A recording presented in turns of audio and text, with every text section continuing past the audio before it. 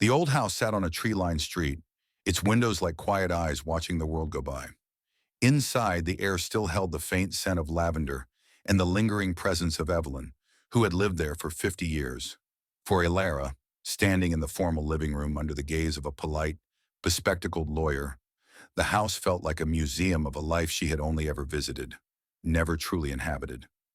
At 45, Elara had always been the different one in her family, the one who chose paintbrushes over balance sheets, canvases over corporate ladders.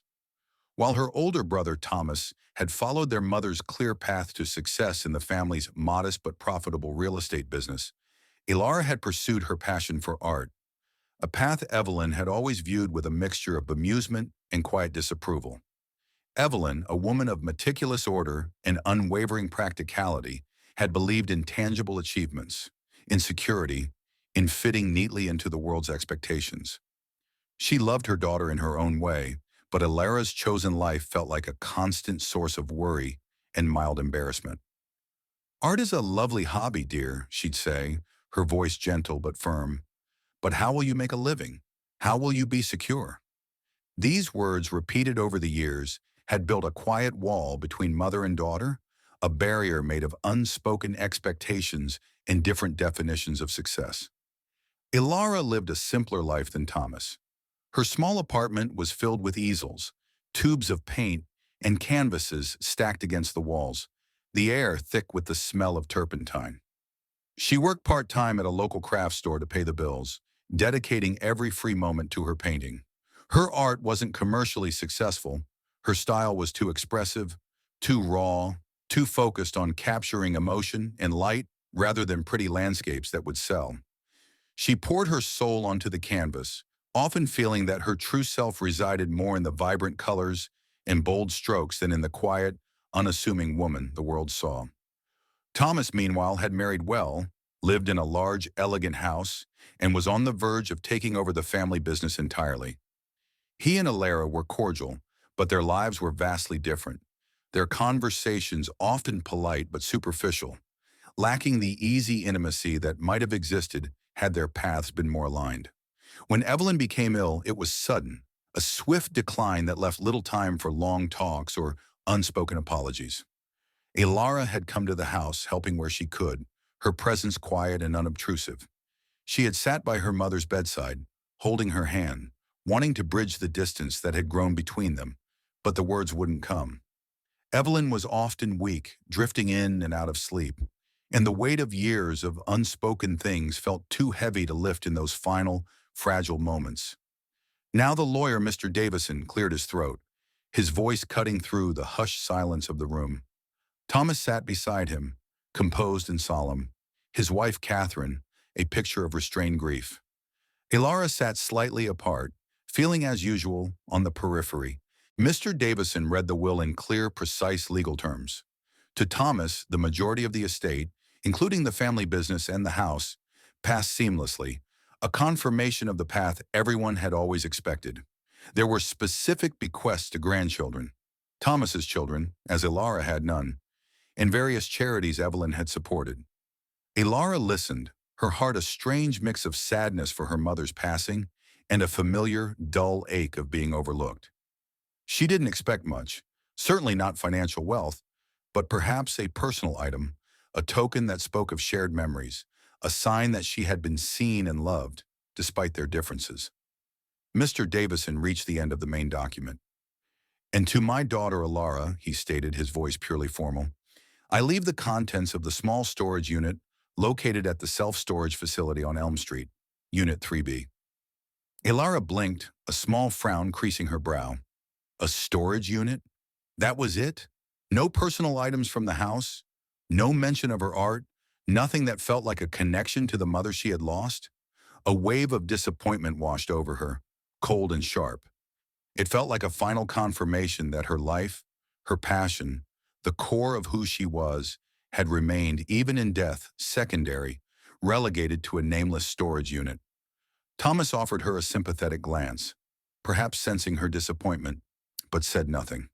The meeting concluded, a polite, formal affair that left Elara feeling emptier than before. She left the house, the key to a nameless storage unit heavy in her hand, the feeling of invisibility settling deep in her bones. The next day, driven by a mix of duty and a faint misguided hope that the storage unit might contain something more personal after all, perhaps old family photos or items her mother thought she might like, Ilara drove to the Elm Street facility. It was a sprawling complex of metal doors, utilitarian and impersonal. She found Unit 3B and inserted the key. The lock clicked open with a jarring sound. She slid the heavy metal door upwards, revealing the contents within. It wasn't filled with random family clutter. It was a carefully organized space, filled with things that made Alara's breath catch in her throat. Canvases, many of them blank, neatly stacked. Tubes of paint, brushes, palettes, easels, high-quality art supplies, some of them still new in their packaging. Containers labeled with different types of clay, sculpting tools, even a small pottery wheel. Rolls of various kinds of paper, sketchbooks, charcoal sticks. It was a treasure trove of art supplies, more than Alara could afford in years of saving. Beyond the supplies, tucked against the back wall, were two finished pieces, carefully wrapped. With trembling hands, Alara unwrapped the first. It was a large canvas, a landscape painted in bold, vibrant colors, capturing the essence of a place rather than its exact likeness. Alara stared at it, a sense of stunned recognition washing over her. The style, it was hers. Or rather, it was the style her mother had often gently discouraged as being too messy, not realistic enough. Yet here was a painting, clearly done by her mother, in a style remarkably similar to her own, capturing a scene from the countryside where Evelyn had grown up, a place Evelyn rarely spoke of. It wasn't a masterpiece, but it was full of life, of color, of a hidden expressiveness Alara had never known her mother possessed. Next to it was a smaller, carefully wrapped object. Unwrapping it revealed a delicate porcelain figurine of a dancer, her pose graceful and fluid. Alara had sculpted a similar dancer years ago in a ceramics class, a piece she had been particularly proud of, but which her mother had politely admired but never displayed. This figurine was different, clearly older, the style a little dated, but its creation spoke of a quiet, artistic sensibility Alara had never associated with her pragmatic mother. Confused and deeply moved, Alara looked around the unit again.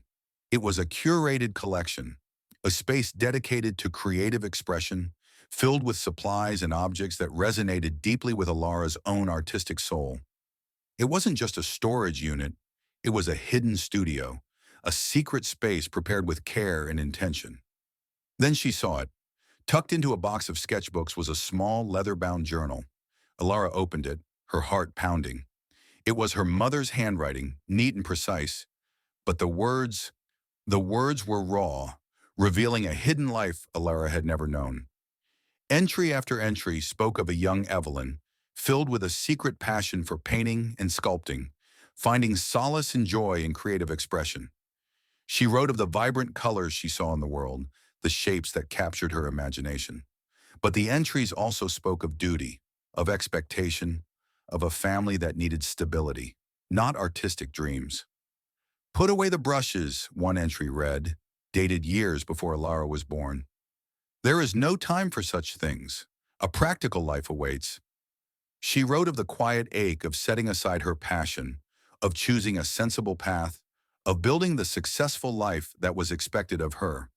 And then, later entries, speaking of her children, of Thomas and her pride in his clear path, and of Alara. The entries about Alara were different. Initially, they expressed worry about her daughter's unconventional choices, echoing the pragmatic concerns Alara knew so well. But mixed in were observations that surprised her. Alara sees the world in color, one entry read. She finds beauty in things I no longer notice. Her passion is fierce, like a flame. And later, perhaps I was wrong to put away my own brushes so completely. Perhaps there is value in seeing the world through different eyes. The most recent entry spoke of the storage unit. Evelyn had rented it several years ago, slowly filling it with supplies, with pieces she had secretly created over the years, little bursts of suppressed creativity. It is for Ilara, a final entry read, dated just months before she became ill. A space for her to create without judgment, without expectation. A place where she can find her colors. Perhaps also a place where she can find a piece of me she never knew existed. I regret, I regret not showing her this sooner.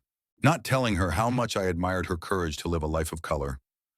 Elora sank onto an overturned crate, the journal in her hands, tears streaming down her face. Her pragmatic, reserved mother, who had seemed so critical of her artistic path, had harbored her own secret passion, had quietly understood Elara's world in a way she had never revealed. The storage unit wasn't a dismissal, it was a legacy, not of wealth or property, but of understanding, of hidden support, of a mother's unspoken apology, and a profound, if belated, acceptance of her daughter's true self. Evelyn hadn't left her material possessions. She had left her a space, a place of potential, a confirmation that she had seen Elara all along, seen her passion, and, in her own quiet way, had shared it. The pain of feeling invisible at the will reading was still there, but it was now layered with the overwhelming warmth of this unexpected revelation. Her mother's love hadn't been absent. It had been expressed in a language Elara hadn't understood, a language of quiet actions and hidden spaces. Evelyn, constrained by her own history and beliefs, hadn't known how to bridge the gap with words, but she had found a way with supplies, with a secret studio, with a final, written admission of love and admiration. Elara spent hours in the storage unit that day, surrounded by the quiet echoes of her mother's secret life and the vibrant potential of her own future. She touched the brushes, the canvases, feeling a connection to Evelyn she had never felt in the formal rooms of the family house. It wasn't an inheritance the world would measure in dollars, but to Elara, it was priceless. She eventually contacted Thomas, inviting him to the storage unit.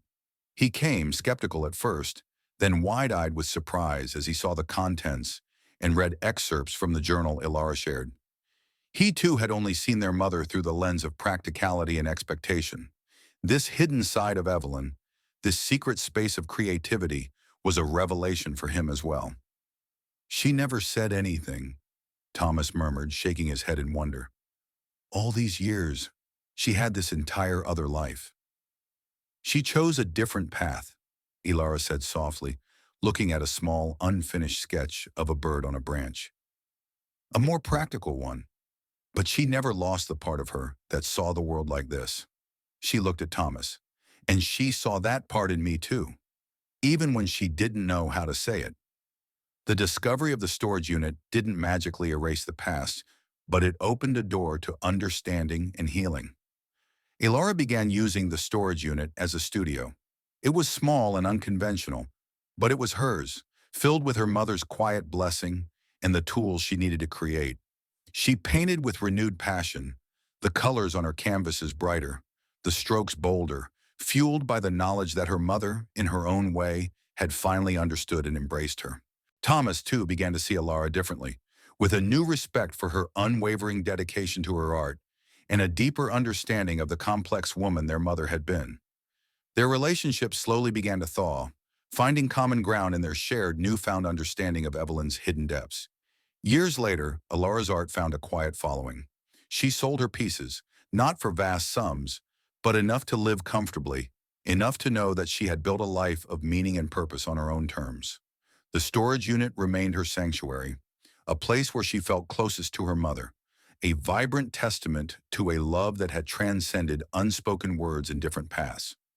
Evelyn's greatest legacy wasn't the business or the house, it was the quiet gift of a space, a confirmation of her daughter's worth, and the powerful, enduring message that love and acceptance can sometimes be found in the most unexpected places, waiting patiently to be discovered.